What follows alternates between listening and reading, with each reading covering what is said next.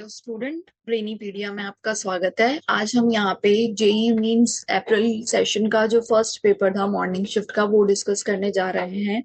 उसके कुछ क्वेश्चन ही हम यहाँ पे डिस्कस करेंगे। जैसे कि फर्स्ट क्वेश्चन आप देख सकते हैं यहाँ पे, the moment of inertia of a uniform rod having a mass m and length l is rotated about the axis which is perpendicular and passing through the center। अगर मैं इसका डायग्राम यहाँ पर बनाऊं तो यहाँ पे एक रॉड है, उस रॉड के सेंटर से एक एक्सिस पास हो रही है। इस रॉड का मास m है और लेंथ l है। हमें इसका मोमेंट ऑफ इनर्शिया बताना है, तो हम सब जानते हैं इसकी लेंथ l है और मास m है। तो इसका मोमेंट ऑफ इनर्शिया अगर इस एक्सिस से बात करेंगे तो I is equals to m l square upon 12 होगा। सिमिलरली यहाँ पर आगे बोला है, if the rod is broken into two equal halves and arrange as shown in the figure. यहाँ पे डायग्राम नहीं दिया हुआ है तो हम ही यहाँ पे डायग्राम बनाते हैं। आपका डायग्राम एग्जाम में कुछ इस तरह से दिया हुआ था। तो अब जब मैं इसी रॉड को हाफ कर दूंगी तो दैट मीन्स इसका मास भी क्या हो जाएगा, हाफ, यानी m/2 और m/2। लेंथ भी ऑब्वियसली हाफ हो जाएगी, l/2 और l/2। ये कुछ इस तरह से प्लस शेप में बने हुए हैं, लाइक दिस। प्लस शेप में हमारा ये बना हुआ है, कुछ एंगल हमें नहीं दिया हुआ है और इसके परपेंडिकुलर यही एक्सिस के थ्रू अब हमें इसका मोमेंट ऑफ इनर्शिया बताना है। तो हम यहाँ पे एक्सिस थ्योरम की हेल्प लेंगे। आई जेड जेड हम मान लेते हैं, आई एक्स एक्स प्लस आई वाई वाई, जिससे ये हमारा 2i(x(x) हो जाएगा। क्योंकि अब इसका मास कितना हो गया है, हाफ हो गया है, तो m/2 same formula m² l/12 पर मास m/2 और लेंथ आपकी l/2 का होल स्क्वायर डिवाइडेड बाय 12। अगर मैं इसको यहाँ पे सॉल्व करूं तो i x axis i z z हमारा आएगा, this 2 will cancel and this become m l square 12 into 4। तो हमें कंपेयर करके बताना है। यहाँ पर मैंने आई माना है लेकिन प्रॉब्लम में ऑप्शन में यहाँ पे अल्फा दिया हुआ है। तो इन टर्म्स ऑफ अल्फा अगर हम इन दोनों टर्म्स को कंपेयर करेंगे तो we will get alpha which is option 4। Next अगर हम बात करें, a river flowing with velocity 9 kilometre per hour. ये रिवर बोट रिवर वाला प्रॉब्लम है। तो हम इसमें एक प्रोफाइल बना लेते हैं कि लेट सपोज ये मेरी रिवर है, इसकी विड्थ हमने मान ली d और जो रिवर का फ्लो है उसको हमने vr बोल दिया, which is 9 kilometre per our. हम इसको कन्वर्ट भी कर सकते हैं मीटर पर सेकंड में बाय मल्टीप्लाइंग 5/18 मीटर पर सेकंड, राइट, vr। आगे इसमें हमें दिया है rate of 27 kilometre per our ना स्टिल वाटर। एक स्विमर है, उसकी रेट ना स्टिल वाटर। जब भी ये चीज आप हमेशा ध्यान रखना, स्टिल वाटर की बात की जाएगी, इसका मतलब जो ऑब्जर्वर है वो आपका खुद पानी के अंदर ही है। तो अगर रिवर फ्लो कर रही है किसी सर्टेन वेलोसिटी से और ऑब्जर्वर भी उसी रिवर में ही है, दैट मीन्स उस पर्सन के रेस्पेक्ट में जो स्विमर होगा, ऑब्जर्वर के रेस्पेक्ट में जो स्विमर होगा वो आपका क्या कहलाएगा, स्टिल वाटर की वेलोसिटी, यानी वो रेस्ट पे ही कहलाएगा। तो यानी ये जो हमारी वेलोसिटी है 27, ये हमारी है vmr which is 27 kilometre per hour. We can also convert it as 27 into 5/18 in metre per second. आगे हमें दिया है, if he cross the river in 30 second, यानी रिवर को क्रॉस करने का टाइम हमें टी दिया है 30 second, heading at angle 150 degree with the direction of river flow, यानी रिवर के फ्लो के 150 डिग्री, लाइक दिस। अगर मान लीजिए ये सीधा हम लाइन बना है इस डायरेक्शन में 150 डिग्री, आपका वो स्विमर मूव कर रहा है विद द वेलोसिटी vmr। हमें बताना है, विड्थ बतानी है, ये डी की वैल्यू बतानी है। तो अगर आप सिंपली यहाँ पे देख देख सके तो मैं इसका कॉम्पोनेंट ले लूंगी इस डायरेक्शन में, वर्टिकल डायरेक्शन में, क्योंकि मुझे यही डिस्टेंस तो डी बताना है। तो मेरा यहाँ पे डी क्या हो जाएगा, बहुत ही सिंपल तरीके से मैं डायग्राम से ही पता लगा सकती हूँ। मेरा डी क्या हो जाएगा, D is equals to, 1 second, V M R cos 60, ये आपका 90 हो गया, ये 60 हो गया, तो V M R cos 60 velocity है इस डायरेक्शन में, वो परपेंडिकुलर डायरेक्शन में, जो कि इस वेलोसिटी से 30 सेकंड में वो इतना डिस्टेंस कवर करेगा। तो यहाँ पे हमारा जो डिस्टेंस आ जाएगा डी अपॉन 30, और ये वेलोसिटी हो जाएगी। तो यहाँ से मैं डी की वैल्यू आराम से निकाल सकती हूँ। D will be V M R, second, V M R cos 60 into 30 is equals to B.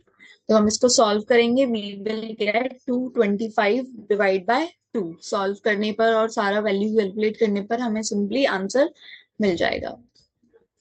Right, now next is find a rod is acted upon bye a tensile force. इसमें diagram हमें नहीं दिया है, हम simple बना देते हैं। Let suppose ये एक रॉड है, इस पे कोई टेंसाइल फोर्स लग रहा है, कि हमने इस पे टेंसाइल फोर्स लगाया, कुछ एफ फोर्स हमने मान लिया। Find the energy density of a rod, हमें इसकी एनर्जी डेंसिटी बतानी है। और अगर आप यूनिट भी देखेंगे, एनर्जी जूल, और डेंसिटी यानी पर यूनिट वॉल्यूम, जैसे मास डेंसिटी, मास अपॉन वॉल्यूम। जब भी हम मास डेंसिटी की बात करेंगे तो मास अपॉन वॉल्यूम, वैसे ही एनर्जी डेंसिटी यानी energy upon volume. So which is U is equals to half strain whole square into Y, Young's modulus of elasticity. Right, so यहाँ पे अगर हम U देखेंगे तो हमारा U हो जाएगा हाफ। अब यहाँ पे स्ट्रेन देखिए, हमें स्ट्रेन दिया है नहीं दिया है, गिवन डेटा में हमें चेक करना होगा। ट्रांसफर स्ट्रेन आपका दिया है,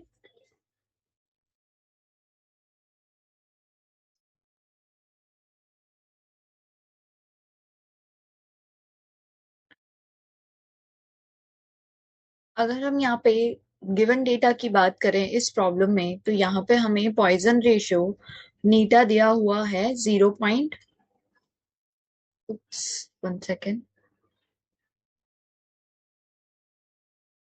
यहाँ पे हमें नीटा दिया हुआ है 0.5, और ट्रांसफर स्ट्रेन हमें दिया हुआ है। तो हमें पता है पॉइजन रेशियो क्या होता है, lateral strain upon longitudinal strain. जैसे कि अगर हमें लॉन्गिट्यूडनल स्ट्रेन के बारे में पता है और मुझे लेटरल की कुछ वैल्यू निकालनी है, तो वो मुझे पॉइजन रेशियो मेरा हेल्प करता है। तो सेम वैसे ही यहाँ पे मुझे ट्रांसफर स्ट्रेन दिया हुआ है 10⁻⁻³ और अगर मैं लॉन्गिट्यूडनल स्ट्रेन की बात करूं, तो लॉन्गिट्यूडनल स्ट्रेन मुझे नहीं दिया हुआ है, और वही मुझे निकालना है ΔL/L। पॉइजन रेशियो मुझे दिया है, तो यानी यहाँ से मैं ΔL/L को मैं अपना एप्सिलॉन नॉट लिख देती हूँ, विच will B epsilon not 10⁻³ divided by 0.5। ये हमें दिया हुआ है वैल्यू, और मैं इसको अगर सॉल्व करूंगी तो this point goes upside and this become epsilon will be 2 into 10⁻³ तो यहाँ पे मेरे पास स्ट्रेन की वैल्यू तो आ गई है।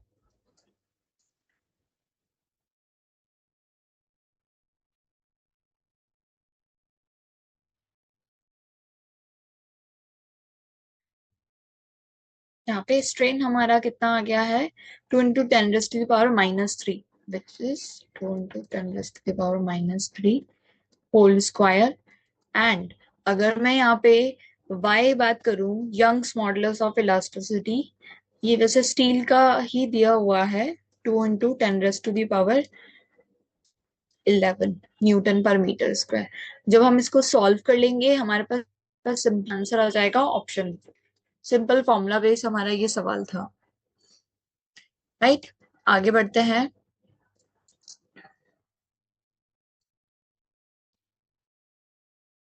यहाँ पे हमें बोला है कि यहाँ पे 2 पॉइंट है, 2 चार्ज पार्टिकल्स हैं, Q और 9Q। इनके बीच का डिस्टेंस हमें दिया हुआ है L। हमें बताना है कि इन दोनों के बीच में अगर हम इसका डायग्राम ड्रॉ करेंगे तो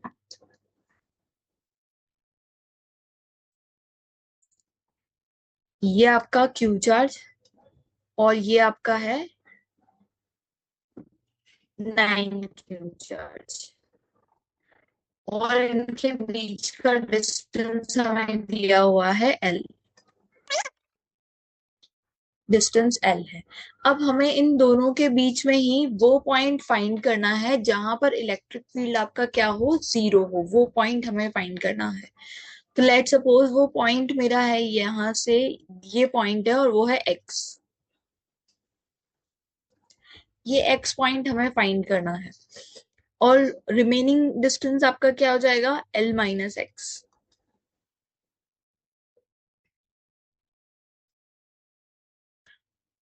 तो हमें क्या बताना है, जहां इलेक्ट्रिक फील्ड जीरो हो। तो इस क्यू चार्ज की वजह से, जो कि आपका पॉजिटिव है, इसकी वजह से इस पॉइंट पर आपका इलेक्ट्रिक फील्ड की डायरेक्शन आएगी इस तरफ, और इस 9Q के की वजह से भी इसके अवे नेचर दूर की तरफ आएगी। यानी ये दोनों ही एक दूसरे को क्या करेंगे, बैलेंस कर रहे हैं। तो यानी अगर मैं क्यू चार्ज की वजह से इलेक्ट्रिक फील्ड की वैल्यू रखूंगी KQ x², और इसको बैलेंस कौन कर रहा होगा, 9Q वाला charge particle, which is K9Q upon L-x का होल स्क्वायर। ये वैल्यू आएगी। यहाँ से K हम कैंसिल कर सकते हैं, Q से Q ऑल्सो कैंसिल। इसको अगर हम सिंप्लीफाई करेंगे तो L-x divided by x whole square is equals to 9। अगर ये 2 को मैं इधर ले जाऊंगी तो ये मेरा रूट बन जाएगा, and 9 - x divide by x is equals to 3। यहाँ तक हमने सॉल्व किया। L की वैल्यू मेरे पास यहाँ पे आ जाएगी 3x। दिस -x बराबर किधर आएगा, तो +x, एंड हमारे पास रिलेशन आ गया L is equals to 4x। Right, और यहां से मेरा L कितना आया, L/4। ऑप्शन हम चेक करेंगे, L/4x कहाँ से, Q से। From Q charge distance L/2, option 4। अगर आप लोग अपनी कैलकुलेशन 9Q से करते तो भी आप इसको इजीली रिलेट कर सकते थे। आगे बढ़ते हैं। यहाँ पे इसमें डायग्राम नहीं दिया हुआ है, हम इसका डायग्राम एक बार बना लेते हैं। कुछ इस तरह से इसका डायग्राम दिया हुआ था। ये आपका एक स्क्वायर शेप का लेमिना था जिसका मास था m। इसका मास हमें दिया हुआ है m, और इस तरह से यहाँ पे फोर्स लग रहे थे। यहाँ पे एक फोर्स था F अननोन, यहाँ पे outwards 10 Newton, 10 Newton, 10 Newton, 10 10 and 10। हमें बताना है यहाँ पे फोर्स की वैल्यू बतानी है, ये कितनी होगी। तो ये बिल्कुल सिंपल लॉजिक पे है कि अगर इस तरफ से 10 खींच रहा है, इधर भी 10, ये दोनों तो बैलेंस ही है। ये दोनों फोर्स इस फोर्स से बैलेंस है, ये वाला फोर्स भी इस वाले फोर्स से आपका बैलेंस है। तो ऑब्वियस सी बात है कि अगर ये पूरा एक सिस्टम बैलेंस रहेगा तो यानी आपका नेट फोर्स इस सिस्टम पे क्या रहेगा, जीरो रहेगा। पूरा सिस्टम आपका किस में रहेगा, इक्विलिब्रियम में रहेगा। तो यानी यहाँ पे एफ की वैल्यू कितनी होनी चाहिए, 10 न्यूटन, ऑप्शन 1। आगे बढ़ते हैं। यहाँ पे हमसे पूछा है ratio of gamma, specific heat ratio का पूछा है, दो गैसेस का, दो गैसेस का रेशियो हमें पूछा है। लेट सपोज Γ1/Γ2, ये रेशियो हमसे पूछा है, जो कि Cp/Cv होता है। दूसरा, हम इसको डिग्री ऑफ फ्रीडम हमें वैल्यू दी हुई है, तो उस टर्म में भी लिख सकते हैं 1 + 2/f। दोनों गैसेस का डिग्री ऑफ फ्रीडम हमें दिया हुआ है, हम सिंपली कैलकुलेट कर सकते हैं 1 + 2/3 ये गामा 1 हो जाएगा। और अगर मैं गामा 2 चाहूंगी विच इज 1 + 2/5, इसको हम सिंपली सॉल्व कर देंगे तो ये बन जाएगा 7/5 और दिस बिकम 5/3। अगर हम इन दोनों को डिवाइड करेंगे तो ऑप्शन 3 सिंपल देख के लग रहा है, 7 3 जा 21 और 25 आपका आएगा आंसर, दोनों का रेशियो अगर हम निकालेंगे तो। इसके बाद अगर हम बात करेंगे तो यहाँ पे रेशियो पूछा है मैग्नेटिक फील्ड का to the centre of circular coil to the magnetic field at a distance from the centre. अगर इसका डायग्राम अगर हम बनाए रफली, ये आपकी एक कॉइल है, इसकी रेडियस हमें दी हुई है आर, इसकी रेडियस दी हुई है आर। इसके सेंटर पर इसको मैं पी पॉइंट बोलूं तो मैग्नेटिक फील्ड एट पी, ये रेशो मुझे बताना है। दूसरा, अगर एक्स डिस्टेंस पे इस पॉइंट पे मैग्नेटिक फील्ड का वैल्यू बी क्यू मान ले तो मुझे बीपी अपॉन बी क्यू बताना है। सेंटर पे और एक एक्स डिस्टेंस पे मैग्नेटिक फील्ड का रेशियो बताना है। तो सेंटर पे मैग्नेटिक फील्ड आपका कितना होता है, μ0I/2r। एन की वैल्यू मैंने 1 मानी है क्योंकि सिंगल कॉइल है। और अगर बी क्यू की वैल्यू निकालेंगे तो इसका फॉर्मूला μ0I/r² अपॉन 2r का क्यूब 1+x² अपॉन r² की पावर 3/। थोड़ा बड़ा सा एक्सप्रेशन है, हमें इसको याद रखना है। इस तरफ यहाँ पे भी लिख देती हूँ मैं। सिंपल फॉर्मूला बेस आपका ये न्यूमेरिकल था, सिर्फ आपको वैल्यू पुट करनी थी। 2r का क्यूब 1+x² अपॉन r² की पावर। यहाँ पर इन दोनों का हमें रेशियो निकालना है। इसमें एक कंडीशन भी हमें दी हुई है कि x अपॉन r आपका 3/4 है। तो यहाँ पे x बाय आप 3/4 करके होल स्क्वायर कर सकते हैं। सिंपली इसको सॉल्व करेंगे, i से i कट जाएगा, r² से r³ कटेगा। इसको सॉल्व करने पे सिंपल हमें आंसर मिलेगा 64/125, ऑप्शन ए। नेक्स्ट अगर हम बात करेंगे ये डायमेंशनल एनालिसिस से, दो क्वेश्चन आपके डायमेंशनल एनालिसिस से आए थे पेपर में। और जैसे ये फर्स्ट इक्वेशन है आपकी, इसमें हमें वैल्यू बतानी है डायमेंशनल फॉर्मूला की a/b²। जो ये इक्वेशन हमें यहाँ पे दी हुई है वो कुछ इस तरह से है, p + an² अपॉन b²। और इसके साथ ही दिया है v - nv। और हमें a/b² का डायमेंशनल वैल्यू बताना है। तो हमें पता है प्रिंसिपल ऑफ होमोजेनिटी से कि टर्म्स का, ईच एंड एवरी टर्म्स का जो डायमेंशनल फॉर्मूला होता है वो सेम होता है, राइट। तो हम इसी कॉन्सेप्ट को यूज करेंगे। यहाँ पर हम देखेंगे p का जो डायमेंशन होगा वो बराबर होगा a का डायमेंशन और n² का डायमेंशन अपॉन v²। तो मैं यहां से सिंपली ए का डायमेंशन निकाल सकती हूँ। मेरा ए का डायमेंशन आएगा pv² upon n², pv² upon n², right. Similarly अगर मैं b निकालना चाहूं तो b का यहाँ पे मेरे पास आएगा v/n, ये डायमेंशन आएगा। और हमें किसकी वैल्यू निकालनी है, a/b² की वैल्यू निकालनी है। तो यहाँ पर ये हो जाएगा a/b²। a की वैल्यू है pv²/n²। अगर मैं b² की वैल्यू लिखूंगी which is n² upon v² upon n², right. और यहां से v² cancel, n² and n² cancel. So a/b² का जो डायमेंशनल फॉर्मूला आएगा वो इक्वल होगा p, यानी आपके प्रेशर के डायमेंशन के बराबर होगा। और प्रेशर का डायमेंशन m1 L-1 T-2 होता है। तो ऑप्शन आप मैच कर सकते हैं, m1 L-1 T-2, ऑप्शन 2 इसका आंसर होगा। वहीं आगे अगर हम बात करें, यहाँ पर आपका एक फिगर है, वो मैं बना दूंगी आप लोगों के लिए। The figure shows infinite charge plate. एक इनफाइनाइट हमने चार्ज प्लेट बना दी। सेकंड, इस तरह से हमने ये चार्ज प्लेट बना दी। यूनिफॉर्मली चार्ज प्लेट जिसकी चार्ज डेंसिटी हमें दी हुई है S, and a small charge particle Q and a mass M. एक स्मॉल चार्ज पार्टिकल है क्यू जिसका मास है एम। वो आपका एक स्ट्रिंग से या एक थ्रेड से लटका हुआ है, लाइक दिस। ये क्यू चार्ज पार्टिकल, और जो ये एंगल है वो है 45 डिग्री।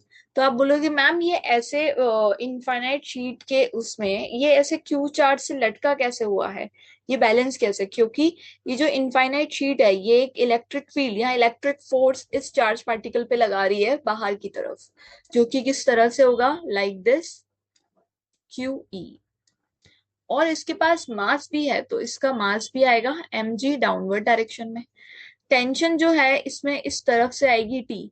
तो मैं सिंपली क्या करूंगी, टेंशन के कॉम्पोनेंट ले लूंगी। हमें इससे यहाँ पे क्या पूछा है, हमें एस की वैल्यू पूछी है कि एस कितना होगा, डेंसिटी कितनी होगी, चार्ज डेंसिटी, उसकी वैल्यू पूछी है। तो मैं यहाँ पे सिंपली कॉम्पोनेंट बना लेती हूँ। ये अगर 45 है तो ये एंगल भी क्या होगा हमारा, 45 होगा। तो यहाँ से टी कॉस थीटा, और सेम यहाँ से टी साइन थीटा। तो मेरी एक इक्वेशन तो क्या आ गई यहाँ पे, T sine theta equals to Q E and T cos theta equals to M G. अगर मैं दोनों को डिवाइड कर दूं तो ये मेरा यहाँ पे टेन थीटा बन जाएगा, और टेन 45 वन होता है। तो यहाँ पर एक वैल्यू मेरे पास मिल गई, one is equals to Q E upon M G. यहाँ से मैं ई की वैल्यू निकाल सकती हूँ, या तो आप ई की वैल्यू निकाल दो या ई की कोई वैल्यू पुट कर दो। इनफाइनाइट शीट की वजह से किसी भी पॉइंट पर आपका जो इलेक्ट्रिक फील्ड होता है E is equals to sigma upon two epsilon naught होता है। तो आप यहाँ पे सिग्मा हमने दिया है, यहाँ पे एस दिया है। तो आप यहाँ से सिंपली एस की वैल्यू निकाल सकते हैं। आप चाहो तो ई की वैल्यू यहाँ पे रख दो, या ई की वैल्यू निकाल कर अब यहाँ पे वैल्यू पुट करके सिग्मा की वैल्यू निकाल दो। ऑप्शन ए इसका आंसर आ जाएगा, सिंपल वैल्यू पुट करके। राइट, आगे बढ़ते हैं।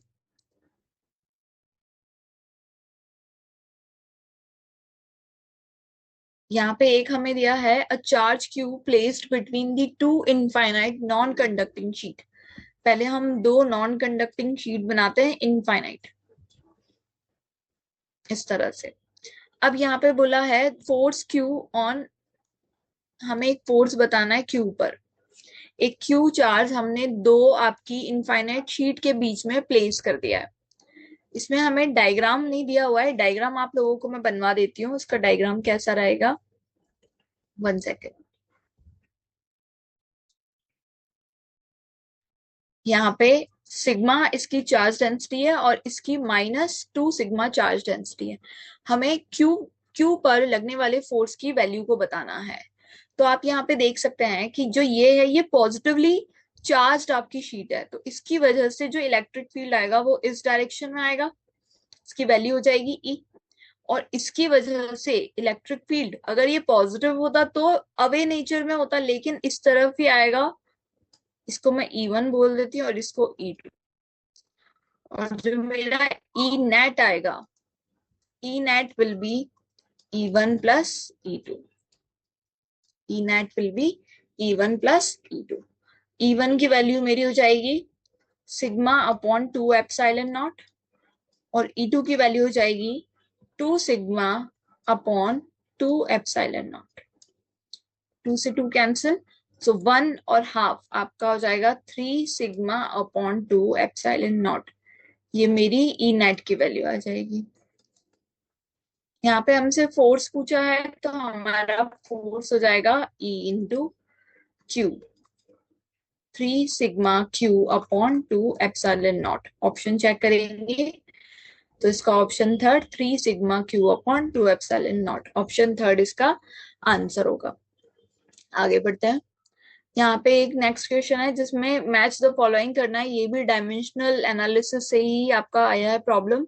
Coefficient of viscosity, strain, strain आपकी ऐसी क्वांटिटी है जो कि डायमेंशन लेस होती है, तो इसका तो ऑप्शन ए हो गया। वैसे भी compressibility, compressibility inversely proportional to pressure हम कर सकते हैं, तो प्रेशर के डायमेंशन का यानी 1/m1 L-1 T-2 अगर हम करेंगे, सो M-1 L1 T2, option B इसका हमें मिल गया। स्ट्रेन का था ए ऑप्शन, इसका यहाँ पे हम लिख देते हैं स्ट्रेन का option A, compressibility option B. Pressure gradient, जब भी ग्रेडियंट की बात होती है, प्रेशर ग्रेडियंट, वेलोसिटी ग्रेडियंट, तो बस हमें उसमें डिस्टेंस को डिवाइड कर देना होता है।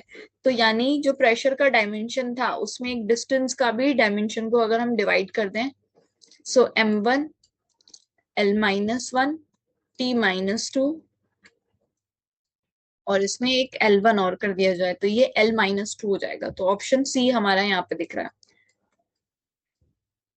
और लास्ट ऑप्शन आपका जो बचेगा ए बी सी, और डी ऑप्शन आपका हो गया कोफिशिएंट ऑफ विस्कोसिटी डी। तो ये बहुत ही सिंपल था, ऑप्शन हम मैच कर सकते हैं इसमें। First D, second A, third B and fourth C. Option B आपका यहाँ पे मैच कर रहा है, आंसर इसका ऑप्शन बी है। नेक्स्ट प्रॉब्लम, यहाँ पे पार्टिकल दिया हुआ है जो कि ए से बी मूव करता है। ए से बी जब वो मूव करता है तो उसकी एवरेज वेलोसिटी है 50 divide by 7 metre per second.